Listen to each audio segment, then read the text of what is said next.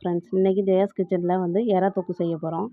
கடாய் வச்சுட்டு கொஞ்சோண்டு எண்ணெய் ஊற்றிட்டு பெரிய வெங்காயம் வந்து 2 நறுக்கி சேர்த்துருக்கேன்.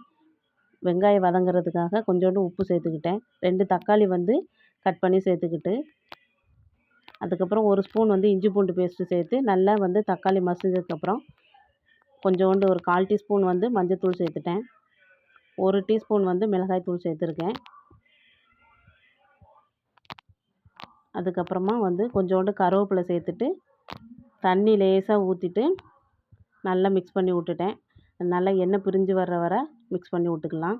இப்போது எறா வந்து சேர்த்துக்கலாம். நம்ம வந்து எறா வேக வைக்கிறதுக்கு தண்ணி எதுவும் ஊற்ற வேண்டாம். அதிலே வந்து நம்மளுக்கு தண்ணி வரும். அதனால் அதை நல்லா மிக்ஸ் பண்ணி விட்டுக்கலாம். ஃபுல்லாக ட்ரை ஆகி வர கிண்டி விடலாம். கொஞ்சோண்டு இப்போ வந்து உப்பு செக் பண்ணி சேர்த்துக்கலாம். நல்லா ட்ரை ஆனோன்னே எண்ணெய் பிரிஞ்சு வந்துருச்சு. சேனல் பிடிச்சிருந்தாலும் லைக் பண்ணுங்கள், ஷேர் பண்ணுங்கள், சப்ஸ்கிரைப் பண்ணுங்கள். தேங்க்ஸ்.